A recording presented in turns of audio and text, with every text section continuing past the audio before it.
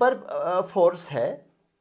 हम अप्लाई करते हैं, and the force always remains perpendicular to the initial position of the rod, वो मैं आपको समझाऊंगा what we mean bye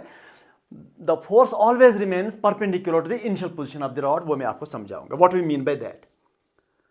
after rotating through, जब ये रॉड रोटेट करेगा थ्रू एन एंगल फाई,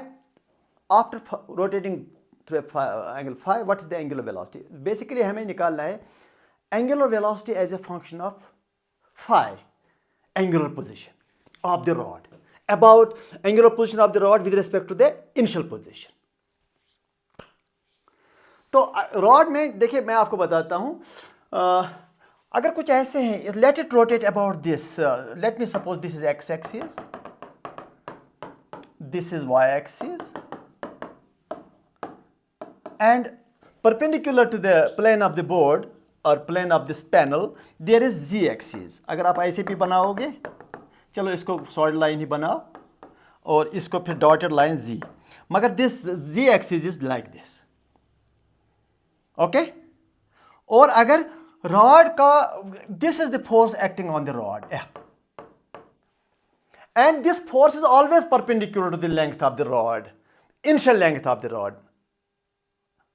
नहीं कि मतलब after its rotates then this F is perpendicular to this length, no, it is always perpendicular to the initial length of the rod, initial position of the rod. मतलब ये जो force है ये अपना direction change नहीं करेगा, this force is always like this,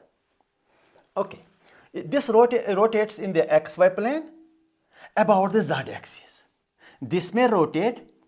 about in the x Y plane, in the plane of the board about the Z axis. Z axis मतलब ये जो रॉड रोटेट करती है उसका प्लेन जो है रोटेशन, इसके रोटेशन का जो प्लेन है that is perpendicular to the Z axis, that means it rotates about Z axis, that means it is rotating in the plane of the x Y plane,